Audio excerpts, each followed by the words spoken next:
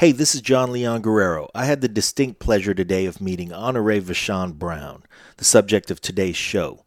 He makes a living as an entertainer, and to listen to his lyrics, you might not immediately compare him to Brett Weinstein or Jordan Peterson, and indeed his education is vastly different from those two formally schooled thinkers.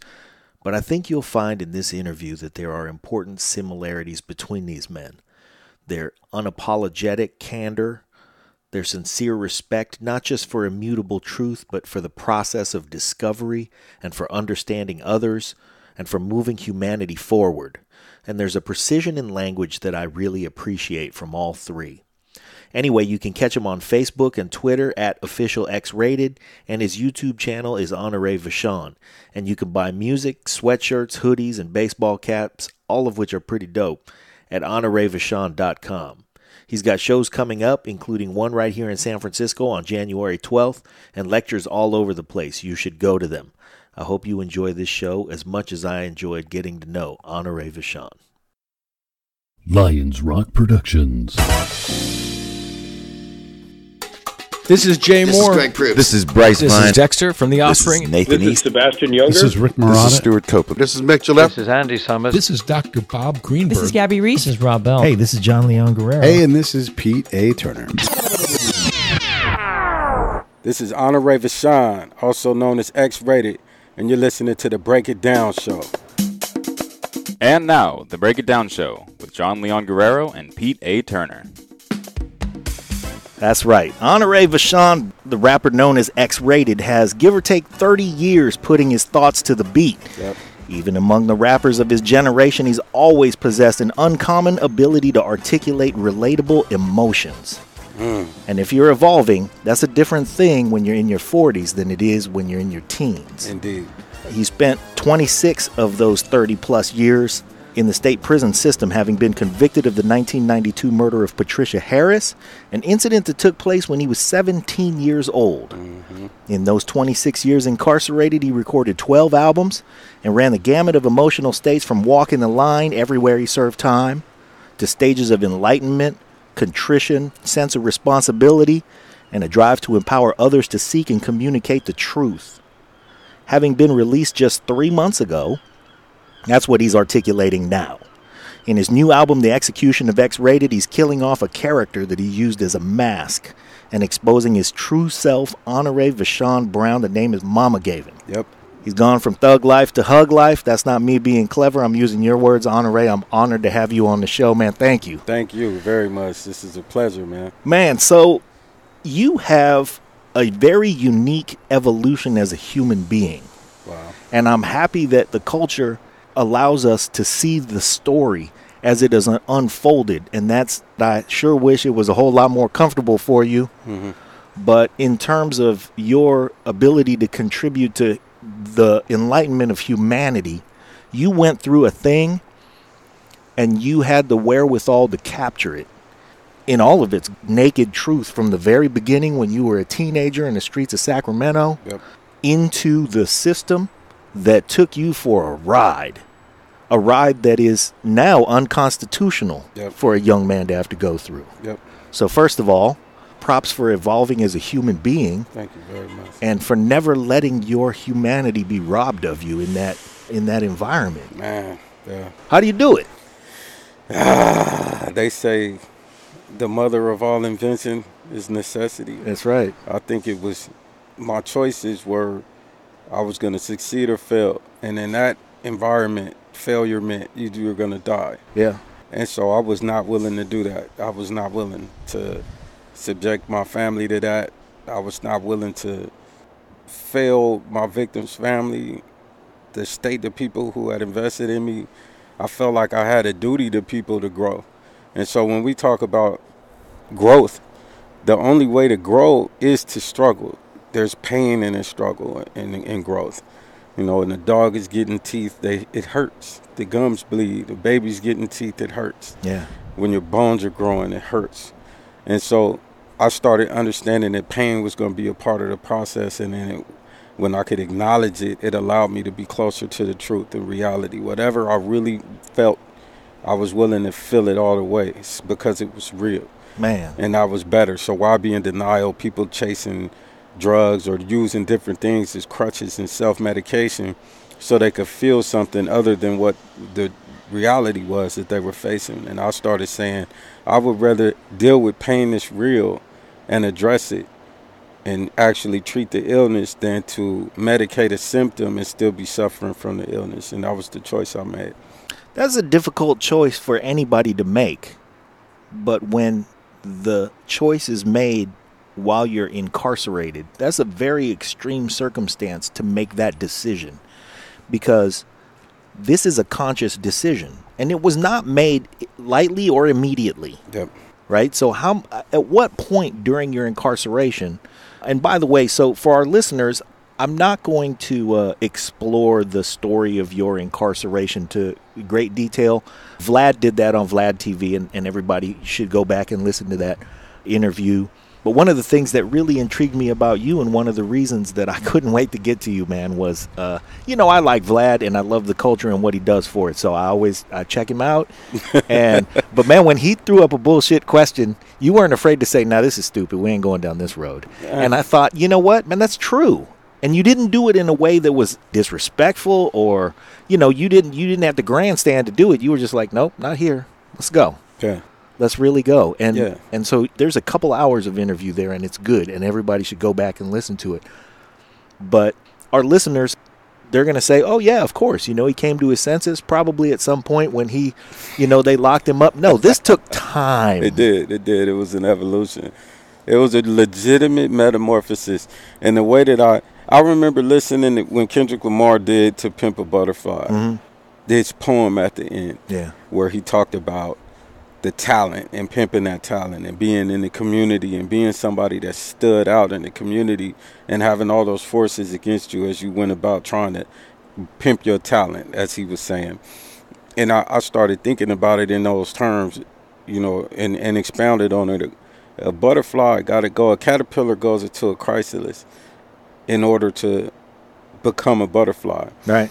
And what I learned about that when I studied it in science was that if you cracked open a chrysalis for the butterfly, even if it was fully a butterfly already, right, it wouldn't be able to fly, because the way it builds the strength to support its body weight is the struggle out of the chrysalis. It has to crack the chrysalis.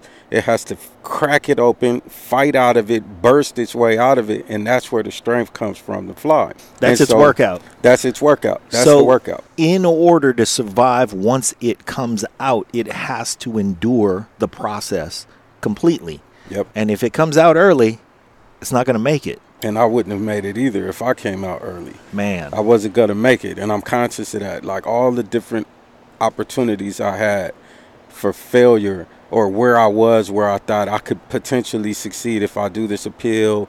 Can I do A, B, C, or D? How much money can you throw at something? If one of those circumstances had been rewarded, I would have been damaging to myself and to the community, because I didn't have the strength to survive what I was going to experience. And so the universe in its infinite wisdom put me through trials and stresses and fights to make sure that I understood the gamut of what my emotional responses are. Most people could go their whole lives and never know what fear is, or the other side of fear, what courage is. The absence of fear versus the existence of fear, and the perseverance in the face of it. That's the real definition of courage, which I learned on 9/11, watching firemen enter buildings, having watched the building fall. So you can't say they weren't afraid, but they went on anyway and did their job anyway, because the desire to be of service was superior to their fear. And I started having to understand that I have to possess that kind of fortitude in the face of anything. Being of service was superior to failure. So my family required that I educated myself. If the homies didn't like that, I was going to school. I'm not going to hang out on this yard with y'all for 4 hours every morning, bro. I got to go to school. Yeah. I'm going to work out, and then I'm gone. And that's all it's going to be. If that's a fight, let's fight, because that's a superior fight. It was going to be a fight anyway. If I stayed out there with them, we was going to end up fighting with some riffraff that's hanging out on the yard. Yeah. So I'm going to fight something. I may as well fight for my education. I started doing that. People respected it, man. That dude, he's serious. He gonna get his degree, and then started claiming that as their own. Man, the homie gonna go get it. We gonna graduate. We passed the GED, they started speaking like that as I kept going and making sure that I had the right to do it, but I had to fight for that. Right. And it kept going. When I started going to groups, people, oh, man, this fool think he getting out of prison, he going to group. Like, I'm not going to life for group because I think I'm getting out of prison. I'm going to life for group because I want to be educated about what my experience is. If I went to life for group and it was, you ain't never going home, at least I would have learned that from my peers who were out actually in pursuit of their freedom. And that's what I did, but that was a fight. What you doing tonight, man? We hanging out on the yard. It's the homie's birthday. We going to drink and smoke, and we going to eat something. Like, bro, I got to go to group. I will say that I've seen this type of unfolding in a lot of circumstances that were a lot less difficult, a lot less trying, a lot easier to identify. When somebody says, say somebody who comes from privilege, they have their own set of struggles, maybe pressures from their parents, and that's a whole different thing. Mm-hmm. And some people overcome that and they do great and they become captains of industry. But you look at that struggle, and I'm not belittling it because everybody's individual thing is different, but to be able to say, man, this doesn't have stressors right like your struggle has had over the long term, like your struggle has had, that particular circumstance wants to defeat you. Yes. It wants to kill you. It does. And if it doesn't succeed at killing you, it certainly wants to break you and make you subordinate. It does. And so to be able to start off and in your own mind to be able to digest this experience and say, no, I'm going to capture this and I'm going to understand this all the way through. I don't know who does that, man. Oh, they got some names out there, and that's when it gets tricky. Like Nelson Mandela had to do it. He certainly did. Martin Luther King went to prison. Yeah. Cesar Chavez went and had to do a hunger strike so his people could be respected. Yeah. Like all the different, there's people who had to do it, but like who are you to name yourself amongst those people? So you run into the Kanye West conundrum. If I tell you I'm a genius, you're going to tell me I'm an egomaniac. But if I don't tell you I'm a genius, you'll take my word for granted. So there's a balance to be had in having humility. But 26 years, 7 months, and 24 days, I did just a little bit less time than Nelson Mandela. Wow. And I communicate the same enlightenment that he communicated because there's a universal truth to the pursuit of development of the human being. And so these conversations are going to overlap and reflect certain aspects that are similar, if not the same, because it's the truth. So we could be on other sides of the world contemplating something true with the absence of ego and come to the same conclusion, which is why we got hieroglyphics on other sides of the world saying the same stuff. Yeah. Because these people were contemplating without boundaries and with the pursuit of truth, without ego. And so I came to a lot of conclusions that were validated by what I read from Nelson Mandela. In other parts of humanity throughout other parts of time. Solomon, his writings, the Ecclesiastes did a lot for me to read that. Man. What his struggle was, 1 Kings, 2 Kings, Chronicle, 1 Chronicles, 2 Chronicles.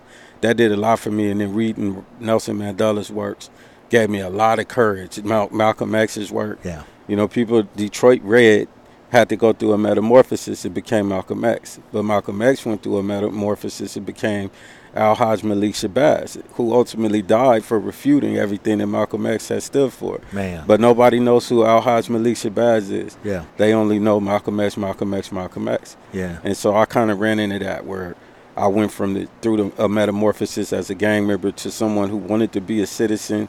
I've been a rapper, X-Raided, and then to Anerae VeShaugn. And now people are like, who's Anerae VeShaugn? Where's X-Raided at? Well, we're about to find out. Yes, we are. Yeah. So is that your intention? Is to spend the duration of your career looking at the world through a completely different, more evolved lens? And, I mean, are you really executing X-Raided? Yeah, we did the execution. It's a beautiful album, and it talks about that journey. I've been having, I got the San Francisco chief of police asking me to do mentorship programs for the kids that he's responsible for in his community. X-Raided is not the person that needs to go speak. That's not something even that I would have been worthy of or eligible to go to. Yep. With a character, with a mask on my face. Because now it's a hypocrisy in that. I'm going to tell you not to wear a mask. I'm going to tell you how to evolve. But I'm standing here with remnants of evolution still attached to myself that I don't want to let go of. And so it became necessary for me. I got to speak at San Diego State University. One of my mentors is the director of Project Rebound from San Diego State University, Alan Mobley. Mm-hmm. I can't speak to his kids in character. We're examining that character's experience and the fracture in my psychology and how I had to heal. So you can't do that as the fracture.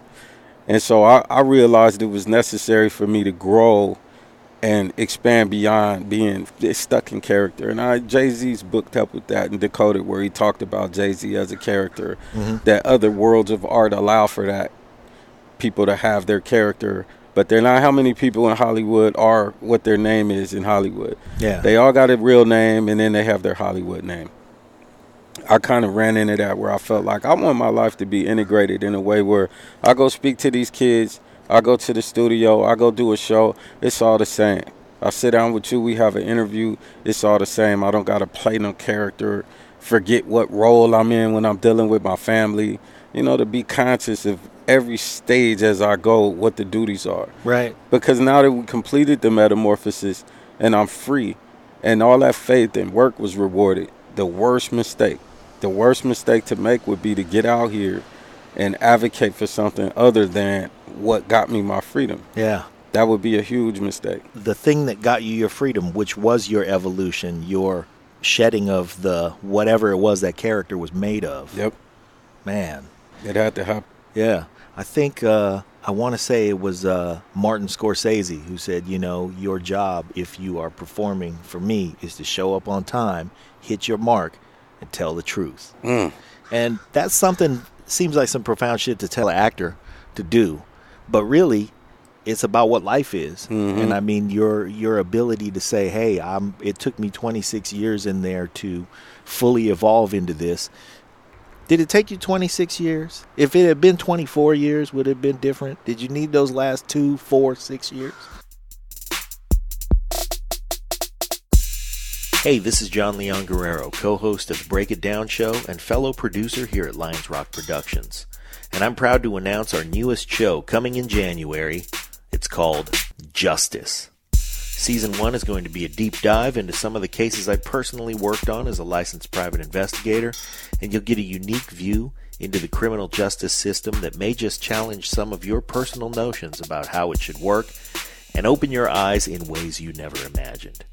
So keep your ears open for Justice, a brand new podcast coming in January from Lions Rock Productions to iTunes, Stitcher, and wherever you get your favorite podcasts. Did it take you 26 years? If it had been 24 years, would it have been different? Did you need those last 2, 4, 6 years? My 24th year was probably the completion. Okay. The 24th year, almost to the day, March 17th, I went to board. On the 21st anniversary of your incarceration? On the 24th anniversary of my... Exactly. Okay. 3 days before my 24th anniversary. So I was arrested on March 19th. Okay. So my 24th year was March 19th, 2016. And I went to my first board that day. Okay. On the 16th, I believe. And I got to meet the victim's family. I had to sit and listen. You can't interrupt them. It's not a back and forth exchange. Right. I had to tolerate that, take it. And I don't mean tolerate it in the sense of to humor somebody. I mean, I had to literally be able to survive that. I had to sit there and listen to that. Yeah. There was no getting up and walking away. There's no room for facial expressions that are disrespectful. This is a moment now where I say the only thing I could offer is to be present. Yeah. And to absorb that and hopefully have some contrition. There's no hopefully involved in that. That was a fact of the matter. Well, let me ask you this. So during that experience, you're not only taking it, you're being observed for how you take it. You are.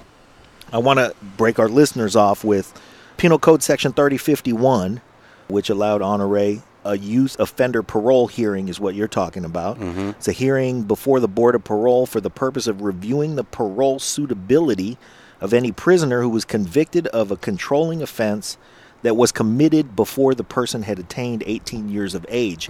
In your case, you were sentenced 31 years to life, which we know the life part by then had become unconstitutional, Mm-hmm. but you were eligible for a youth offender parole hearing because it was your 24th anniversary, Right. entering into your 25th year of incarceration. Exactly. So, well, I'm glad they did that shit on time. Me too. Man. Me too. Lonnie Hancock drafted it. Jerry Brown supported it. And they got it through. And that was a huge thing in terms of fate. So all the guys, whoever said he's going to group, he thinks he's going home, he's so cute. All those guys who hated, I changed. You know what happened? I used to, like you asked me a question, it's a legit question. Did it take all 26 years? I probably started changing my life sincerely in my 11th year. Okay. That was when I couldn't take it anymore internally. Was there a specific turning point incident? There was an incident. I was used to, I would show up at a yard. Everybody would celebrate that I was there. The Crips are always happy to have me show up, right? Mm-hmm. So I show up, and we going to eat now. The homies here, because I can finance everything. So this guy has an ability to bring whatever into the facility. I can actually afford to do it. Mm-hmm. And I got the people that would take it where it was going to go. So my arrival usually impacted the environment and the economy. I was always the person who boosted the economy. Right. And so it was feast. It was time to feast. People who didn't have clothes got clothes. They had Right. shoes, they got shoes. Everybody, they didn't get visits, they got visits. I was able to alter people's lives in subtle ways that weren't as expensive as someone would think. But there came a point where But certainly meaningful. Yes, definitely meaningful when you got 3 soups on your shelf, no deodorant, toothpaste, and you ain't heard from your family in 5 years. Yeah. And then I show up, and now you got 4 of everything, 3 new pairs of shit, and they're willing to die over it when it comes to if something was to happen to me. And I went through that. But there came a point where I was under investigation so much that it was not sustainable for me to continue to do that. Okay. So I get off a bus, the institution's reading my record, Uh-huh. and they can't prove that I had done all this stuff, Right. but they knew it. But they see the trail. They can see it. We live in a fish tank, so Yeah. if all your fish start swimming a different way because you drop one fish in the tank, you're going to know this fish is altering the way that our fish swim. Right. And so they would lock me up in the hole. And so now I'm transferred somewhere. My property's wherever the hell it's at. I'm in a dungeon. Yeah. Like Count of Monte Cristo. And I would do that 4 months here, get on the bus. They said, we don't want him here. Send me somewhere else. And the next institution would do that. Mm-hmm. And so I'd be on the road in ASEG, on the road in ASEG. Don't know where my property is. My family's coming to see me. I would go through that for 9 months out of the year. Between 2000, I'd say that started up in 1999. Okay. Between 1999 and 2002, I went through that non-stop. I spent more time locked up involuntarily than I did on the yard, on any yard, because they were like, this dude he's a threat He's to the making the safety and fish security swim of the differently. institution. Yeah. They specifically said a threat to the safety and security of the institution jeopardizes the safety and security of himself and others. They checked that box Right. and locked me up. Yeah. And 90-day review. We're still investigating whether or not you can come out here to this yard. Now, in the beginning of your incarceration, you were a youth, and your influence in there, you had some OGs tell you, okay, man, you got to bulk up, you got to do this. Yep. And you made the decision, I'm going to walk that line, I'm going to go out in this yard, and I wish a motherfucker would. Yeah. And that's how you were living at that time. So when that box got checked and you were spending all that time bouncing around, that risk to the safety and security of the institution, how true was it? Oh, it was true. Yeah. It was true. I call it the baby rattlesnake stage. I wasn't conscious that baby rattlesnakes and adult rattlesnakes have the same purity of venom. A rattlesnake is born with as pure venom as it'll ever have in its lifetime, but it doesn't know it. They don't know how to bite once. Uh-huh. They bite, they'll chew on you and give you everything they got because that's what they think they got to do. An adult rattlesnake, no, he bites the prey, he kicks back, and watches then it happen, follows it, waits for it to paralyze, and then it has a meal. I didn't know how to do that. And so I was a baby You rattlesnake. kept after it. I bit everything. Yeah. You And guys kept chewing. The homie got some dope over here, make it happen. Mm-hmm. You could get this into the institution, let's go, make it happen. Stuff I didn't even need because it was the utilization of the power and influence that was my addiction. Yeah. I enjoyed the use of the power. Why? Because it was gangster. Yeah. Why'd you get that? Because it was gangster. Why I pay this CO to do? Because it was gangster. Why'd I try and get the district attorney to? Because it was gangster. Right. And so that was all I needed. That's G. And I would do it because I was a baby rattlesnake. So it was true I was a threat to the safety and security institution, but then I changed my life. Yeah. I changed the women that were in my life. What was the incident? Eventually, I'm locked up over and over and over and over. And so my daughter, my wife brought my daughter to see me, and I was behind the glass. And they didn't know I was going to be behind the glass that weekend. They didn't know I would be behind the glass. That's like if you put in administrative segregation unit. Yeah. And so she was okay for a little while, but eventually she started kind of like, How old was she? she was probably 9 or 10. 9. Whoa. Yeah. That's old enough. It's old enough. So Yeah. 9 or 10, and she's seeing her daddy behind the glass. Behind the glass, and she lost it. She lost it. And so my girl had to take her out. Yeah. She just was screaming for me and beating the glass. And that was devastating. And so that final incident happened while I was in, she was 9, 2003. They gave me, for no reason now, I had already changed my life, but I had to learn this part. Behavior is like a ship in the water. And if you turn that ship around, there's the wake. So the water's still going to ripple, even though the boat is going the other way. Right. And so until those waves dissipate, someone looking still sees disturbance in the water. And that's what my life was like. I had changed my life internally, and for those who knew, but I hadn't made an effort to demonstrate that to someone outside because I didn't change my life for them. Right. So it didn't matter if the cops thought I changed my life. Administration knew. That didn't matter to me. And so I had changed my life, but every time something happened that was similar to something I would have done, they locked me up for it. Right. And so I could have nothing to do with it. I'm minding my business, and here they come. You know, some dude got busted with ABC or D. They find a way to put my name in that, lock me up, and say you're up for transfer. Can't prove that I did it, but I end up with all these confidential informants in my file saying X gave him the money, X is financing the drug ring. So this final time when I figured out that there was some hatred, like they hated me, was when they locked me up and gave me a conspiracy to distribute a controlled substance within an institution, but they found no drugs. Right. No drugs at all existed. I had nothing to do with the incident, wasn't present at the incident. Just one guy they got to say that you conspired. And just one dude said it. But by law, without possession, you can't have distribution without possession. You got to distribute what? So nothing existed, but they found me guilty. They found me guilty and gave me a 9-month shoe term and sat me in that hole, and I had to write it up. I had to study the rules and put all those rules in an appeal and demonstrate why they were wrong. I had to write to the ACLU, the prison law office in San Francisco. One of my brothers, Mike Shanahan, had to send me the prisoner's rights handbook. I literally had to learn my rights, constitutional rights, the California Code of Regulations, and demonstrate that what they did was not legal. Yeah. And then they hurry up, bring my appeal, grant my appeal for something other than what I appealed, so they don't have to say that these people were wrong. Throw the whole thing out, but made me do the term anyway. And then transferred me to Calipatria State Prison, which was one of the worst institutions you could go to at the time, with an adverse transfer. So I get off the bus at this institution with all this stuff in my record, even though I had won the appeal. Yeah. And I got a counselor, a Hispanic lady, and she was furious that they did that to me. She got on the phone while I was still in the room with her and called them and said, why would you send me this case like this, knowing that this stuff isn't supposed to be in this file? Why do I have to do your work? She just was so furious, and she filed a complaint on him for that. How did it get to that where she understood exactly what? I mean, did you just must have got off the bus and walked into her office when she said, okay, I know about you, and you went, oh, wait a minute. Let me tell you. Well, it's mandatory. You get assigned to a counselor whenever you transfer anywhere. So all 100 and something thousand currently incarcerated persons have a correctional counselor.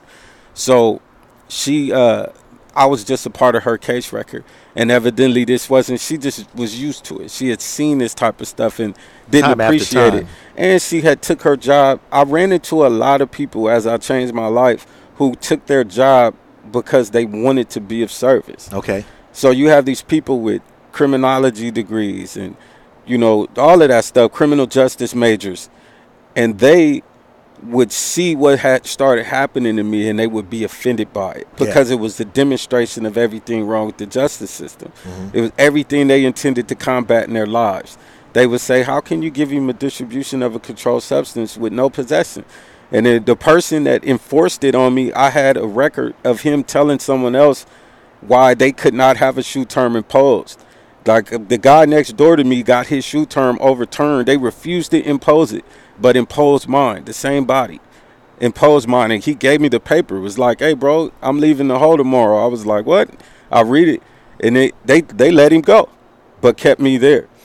And so I understood it was hate, and she understood it was hate, and she made him clean my file out. So that gave me a little bit, that prevented me from saying fuck CDCR, fuck the system. Yeah. Because I realized that would have meant fuck her too. Right. And she was a good person. Uh-huh. And so once I started understanding that some of these human beings are not good people.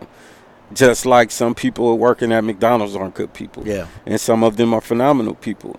So it's just a job, and jobs have people who aren't good people sometimes. And I was able to rationalize that. But what I saw was that my boat, the water was still disturbed. So now I got to tell the guys when I show up, I can't help you with that. Hey man, I got a lick, bro. I can get 4 ounces of coke, but I need $2,000. I can't give you that, bro. So everybody's celebrating. Oh shit, they just let X out the hole. He coming to the yard, and then I hit the yard. The economy anymore. I can't change the economy anymore, and that makes you vulnerable now. Yeah. Because if the same people who used to be excited and advocating for you now are saying they don't have that same reason to advocate. They're grumbling. Yeah, they're grumbling now because their shelves are empty, and mine are not. Even though I can't help you, right? I can't help you. But they see that you still continue to help yourself. I can help myself. Wow. Man, I can actually help them, but not the way they want me to help them. The way they need you to help them is not necessarily all that appealing. Right. I mean, everybody's evolution is different, and some people don't get there. Yep. So in your 11th year, you begin to figure it out and start to unravel it, and meanwhile, you're still able to look in within yourself. What are you seeing? Do you see that there's a transformation that's taking place that's meaningful and inspiring to yourself? Because, man, when you're in the hole, you get a lot of time to think, you get a lot of time to read, you get a lot of time. I mean, clearly you used your time. I did. That shoe term from February of 2003 to September, almost early October of 2003, I changed every single aspect of my life. Everything. I disassociated with people who were not valuable to my life experience or their own. So I came up with a personal constitution, literally wrote a personal constitution based on the writings of RFK, Mandela, Martin Luther King, Solomon, Jesus, Muhammad. I found everywhere I could find intelligent instruction, I regurgitated that in my own way. What good is the respect of someone whose respect is worthless? That became one of my things, because you're going to respect me. That was always a thing. Right. And I started realizing, well, what the fuck is the value of the respect? Yeah. What's the purpose? And so what purpose can a person serve in your life who has no purpose? So I started, what does this person exist for? I started trying to understand that, because whatever they exist for, that's all they can offer. You exist for violence. You exist for drugs and alcohol, getting high, hurting people. That's all you got to offer me is those things. Yeah. Because that's all you offer yourself. So I had to start telling myself, back away from that. Unrealistic expectations are opportunities for disappointment. I started coming up with all these different things that I can, and I put it on the wall and would read it every day and start transforming my psychology and allowing that to be the first thoughts I had, because they were on top every day. Holy shit. That's huge, man. That is huge. I don't think really practically anybody, I was going to say not many people, but practically nobody is that reflective with that sort of purpose. You know what I mean? It's like you can think about shit and you can go, well, I'm trying not to fuck with him anymore or whatever. But to be able to say, I need to step so far back from myself that I can compose a personal constitution of what my meaningful values are. Mm-hmm. How many tenets were on this personal constitution? I started out with 10 because I wanted to write my own, 10 commandments. That's what that was in the beginning. And I ended up with 24 of them. Okay. I had 24. So you had 14 amendments. Yep. 10 commandments and 14 amendments. Yep. So, okay. So you've described 2 of them. Mm-hmm. Which other ones do you see now that you've had time to live with this personal constitution? I won't ask you to rank them, but do you have any intention of sharing this personal constitution? I do. Are you writing your book? Yeah, it's going to be in my book. Okay. In that period of time where I wrote it, I'm going to do it in real time. But, as I go, I'll put it where it goes. Yeah. Yeah. But one of them, the one that was most valuable for me was know the difference between perception and reality. Okay. I read Plato's Cave, the allegory of the cave, and it woke my game up on everything I think is true isn't true just because I thought it. Because there was a time where if I would create a scenario in my brain, these dudes, they're plotting on me. I could see them looking. And then now that I've thought that, I'm going to have an emotional response to what I just made up. So now it's fuck these fools. I'm going to do A, B, C, or D. Now I'm creating a scenario off of something that didn't exist. And one of my teachers helped me see it. He told me a short parable that I never forgot, and it informed my constitution, and that was, a father comes home and sees his son sleeping in the room. The father takes his coat off and hangs it on the crack of the door and puts his hat on there, on the edge of the door. He observes his son, turns the light off, and walks out of the room. His son wakes up, sees the hat and coat on the door, and thinks it's a man standing in his room and starts screaming. Mm-hmm. Father runs in the room and turns on the light. Child sees that there's only a coat and a hat and that everything is okay. However, the fear was real. Experienced real fear for a fake reason. And that's how I was able to understand that I could experience hate, anger, fear, love, sadness, all these things for fake reasons. And so I had to understand the difference between what I perceived and what was really occurring, and that it was dangerous if I didn't do it because it was a life and death circumstance. And so understanding the difference between perception and reality ended up on my constitution. Man, the profundity of that is pretty heavy because a lot of people, right now we got the Me Too movement going on, and a lot of that has to do with perception being reality. That's the saying. Perception is reality, but it's not. It's not. It needs to be sorted out, and it needs to be sorted out from the standpoint that a misperception can create a reality. Indeed. And that it needs to be acknowledged and conquered and dealt with and all of that shit. Is this a discussion that you've had and explored with people who come to you saying, you got a new record coming out, let's talk about your new record? Yeah. I think fortunately for me, my footprint is starting to be in a way where, it identifies that this is where I'm at. Yeah. So most of the people reaching out are like celebrating they understand what they're trying to get to. Yeah, and they're celebrating the opportunity to have a conversation of substance. I think there was a vacuum in the culture. It was empty. And people were like, they missed it. Yeah. Listening to this ridiculous music, people aren't espousing what they really believe. They're just doing what they think is going to work because they're desperate to make a living.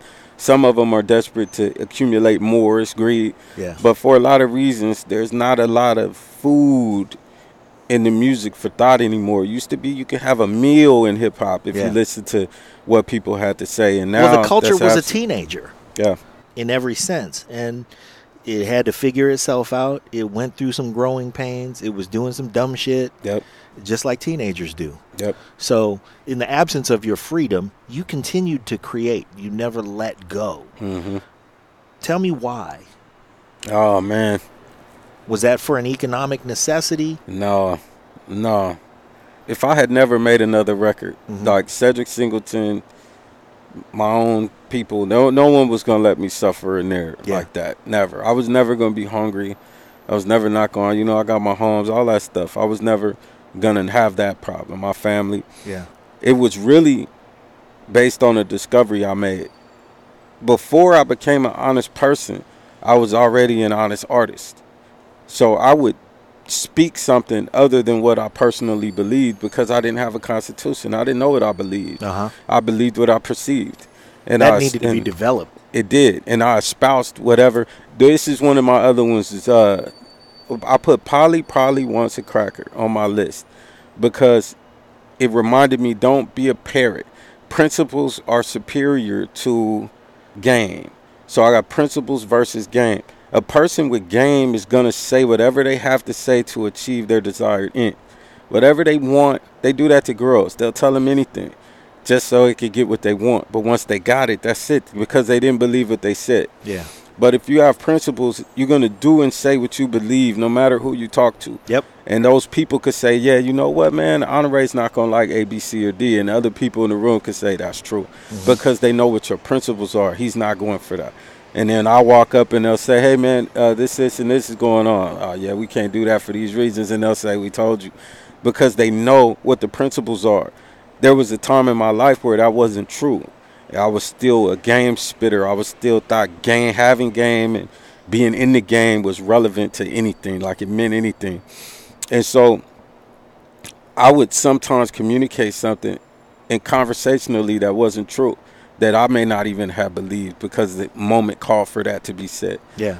But when I sat down to write a song, I never did that. That was the place where you were honest with. That was my first honest location where I expressed anything, and I was doing it for me. The easiest place to put up a front, the easiest place to be dishonest, especially when you're a teenager, is there. Yep. In your art, because your art, you're allowed to paint any picture you want, say anything you think your audience wants to hear.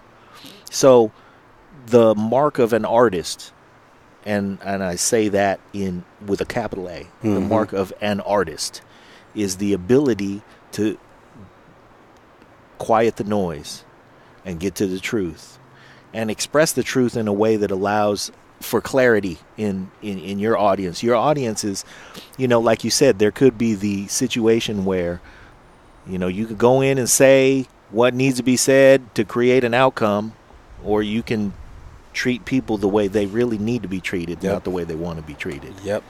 So, service. Yeah. Service became superior to me than selfish desires and things of that nature. So as an artist, one selfish thing I had going, I wanted to be known as one of the best rappers to ever live. I was determined to have that.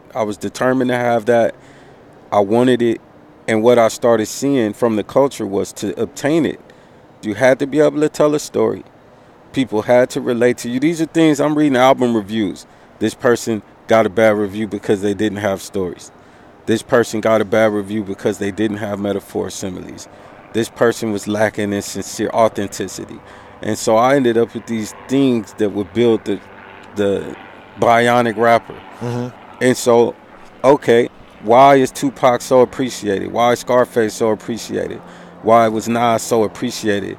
It was the sincerity in the art that made other rappers say they were the best rappers, the sincerity. Yeah. And I started wanting to be the king of that because I wanted to be the best rapper alive. At what point did you have that mission? Because, you're talking about when you started off, you were a teenager. The ability to have that kind of clarity, it's, of course, strong for an artist, but for a kid, that's a gift.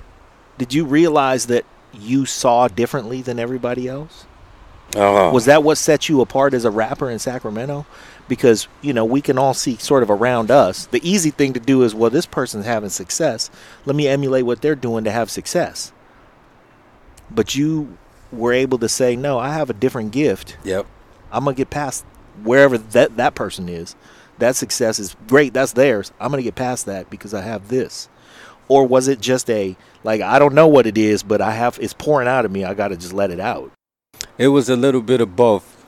But I had Brother Lynch Young, who artistically was light years ahead of a lot of people. And so he was somebody who motivated me to have a little bit more honesty. Yeah. He was like the ultimate emo rapper. He talked about everything he felt and everything he thought. And so that kind of pushed me as an artist. Okay. But he also had the the chops, the building blocks, the construction, because that's the easiest thing to identify when you look at somebody to admire their work, is that they know how to do it. So it was a combination, I imagine, of, man, that shit is dope, but also there's something behind that, and I want to tap into my own version of that. Yeah, because I had already pushed past dope. Yeah. We knew we were dope. Right. So we wasn't hunting for that anymore. Like, Ice Cube was dope. Yeah. But he was also believable. I believed Ice Cube. Yeah. For better and for worse. And I believed Scarface for better and for worse. And so there came this, they going to believe me. I want to be believed and understood. So clarity, emoting, enunciation, all those things became... vocabulary. All that became necessary. Not using vulgarities for language. Yeah. Using them for emphasis, for punctuation, exclamation marks, but not for language. Wow. Weaknesses in other rappers. This guy cusses every line. Yeah. This guy, I just paid somebody to do clean versions on one of my songs, and he bleeped 3 words and said, "Here you go." Right? The easiest money he had earned all week, because I just don't write like that. It's not necessary. Yeah. Language is superior, and you see the greats doing that. So that was really what it was. I did Exorcist, and I got reviews. I'm in Playboy magazine. Yeah. And so that was like, whoa. Yeah, that's a heavy. lot of people are paying attention, and then saying, Shakur started writing me. I got a letter from Tukey Williams. Yeah. They start saying, hey, when this many people listening to you, got a responsibility to say something worthy of being heard. Right. So between 96 and 99, it's night and day between Exorcist to Unforgiven. A huge leap in emotional availability.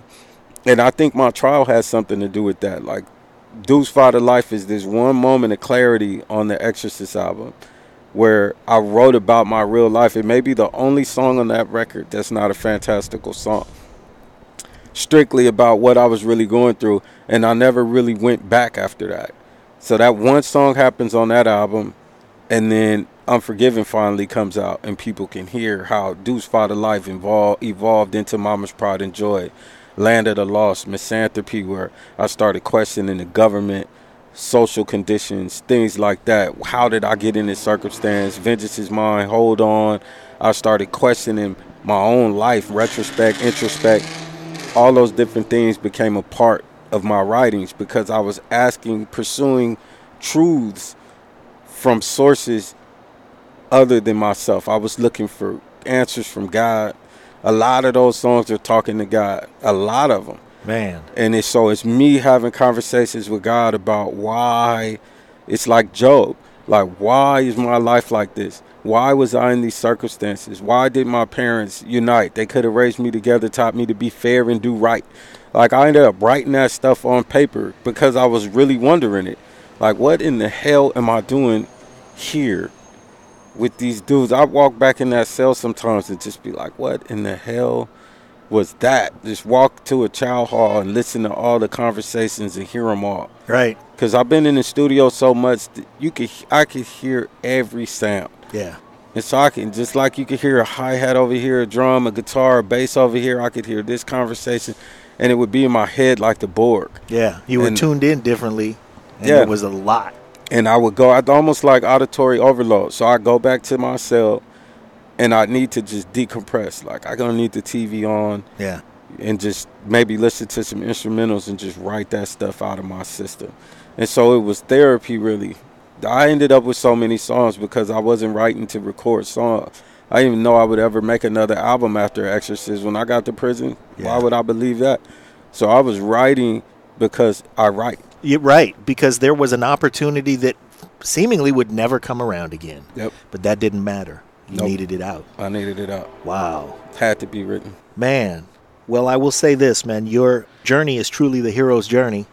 Wow. We got our eyes on you.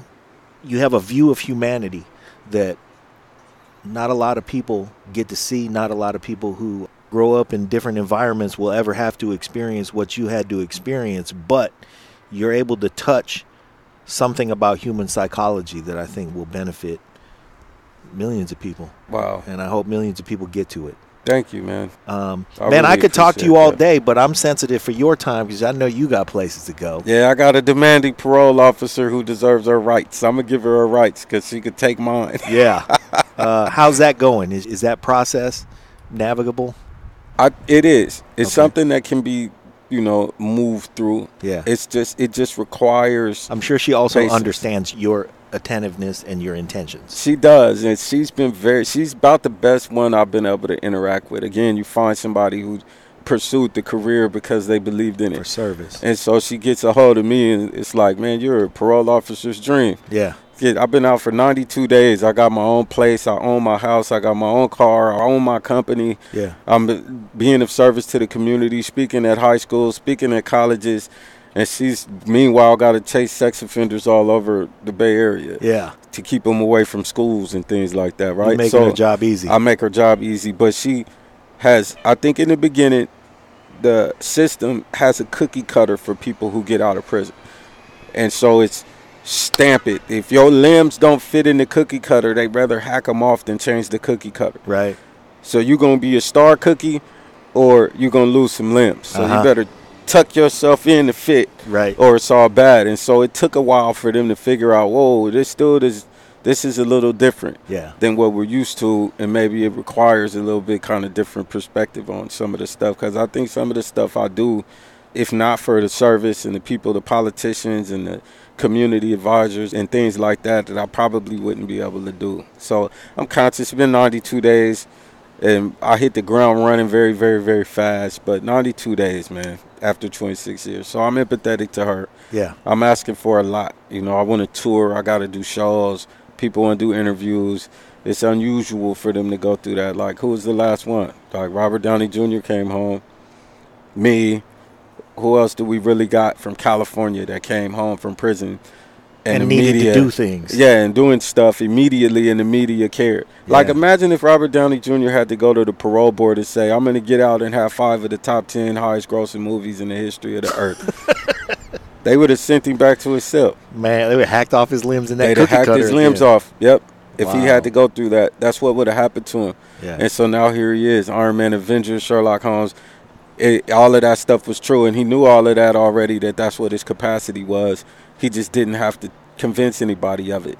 Came home with that ability to go and do what he had to do. And so I'm sitting here trying to tell people, hey, I think I'm going to be able to positively impact the psychology of my culture. Mm-hmm. And I got to do that with a straight face and tolerate it when they scoff. They'll, one by one, they'll stop scoffing. They will. I was reading First Chronicles, Second Chronicles, one of those two. David dies. Prior to his death, he asked God for specific things for his son. For his service, God says, I'm going to do that for you. So after his death, he goes to Solomon and tells him, your father was my friend, a great man. And he asked me to bless you. So I'm here to ask you, what can I do for you? And he said, give me the wisdom to lead your people. Give me the wisdom to lead your people. And God says, because you didn't ask for riches and wealth, I'm going to give you that and the wisdom to lead your people. And so I started understanding knowledge is superior to dollars, because knowledge will allow you to make the dollars. So richness is, for me, love, appreciation, unity, having the ability to network with people in a way where we could be of service to others. And by building that, you end up with what they call brand loyalty. That happens as a ramification of doing the right thing. Mm-hmm. And so now here it is where people can't even really speak negatively about me online anymore, because the fans won't allow it. They won't tolerate it because of love. Not because I'm so tough. Not because I'm so hardcore respected. I'm a killer. He went through this or that. None of that stuff. It's because they love the message, and they love what it means for their children and what it means for their hope for themselves and their own future with their personal struggles. And that is a superior currency than a dollar, man, by a mile. I've read it all morning. I've been going back and forth with people on the Fresh Out in the comments. They like, is this really you? I'm like, yeah, it's me, man. Thank you for I answered every single comment that was worthy of any kind of love. If it was any kind of love in it or positivity, I acknowledge those people. And for that reason, they're ferocious about my personal peace. They're very conscious of it. And they say, hey, man, he has a right to grow.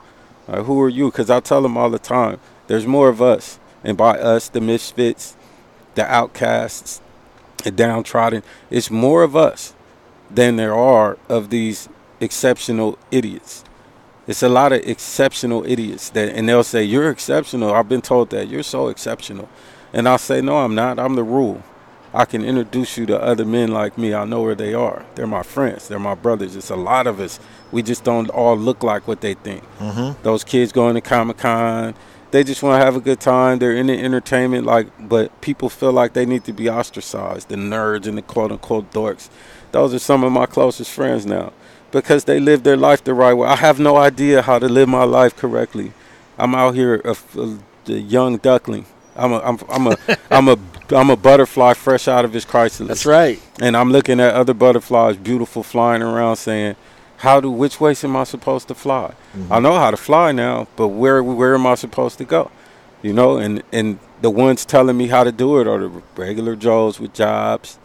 They got credit scores. This is how you use a debit card. I had to learn all of that. Mm-hmm. Didn't no gangsters teach me that. They don't got bank accounts. I'm trying to do verses for them when they ask me for them. Hey, man, what's your info? They don't send it to my girlfriend. Can't even do PayPals. They can't help me. I got to tell them, hey, bro, you need to set up a bank account. This is how you do it. Where'd I learn that from? Squares. Yeah. All those people, and those are the people I'm home to say, that's who's cool. The ones who went to school, in spite of all of the pressure that we put on them to join us in idiocy and go through these unnecessary struggles we created, those are the people that I love, man. And I'm going to shows, people saying they're bringing their whole family, bought tickets for their children. They feel they could bring their kids to my show. Man, I that's got a magical right there. Yeah, man, I got a duty. I'm not Hannah Montana. Yeah. You know, and Hannah Montana's not even Hannah Montana no more. So I'm like, well, damn, I got to make sure I got a show that they can actually experience. Yeah. I got a duty to this guy who feels that his wife and his kids should come to my show. And so, yeah, I really appreciate you observing that. Thank you very much. I appreciate your time. This was a very joyful experience for me, man. Honestly, the opportunity to be able to really delve into some of this stuff with somebody who is intelligent and accomplished in his own right. Because you sit there like you're not what you are, but you can't know what you know and have the perspectives you have without a struggle of your own. And maybe one day you'll share that with me. Man, I hope so. I hope this is the beginning of a lot of things. I'm going to just say, man, anything that I can do, you know, when your tour starts, anything like that, any kind of publicity, any opportunity to explore this for my own selfish reasons, for my growth, because I can't even tell you what I learned. I introduced you at the beginning of the show as a rapper. What I really should introduce you as is a writer, an intellectual, and a philosopher. Thank you, sir. Anerae VeShaugn. Thank you so much. Indeed. Thank you, brother.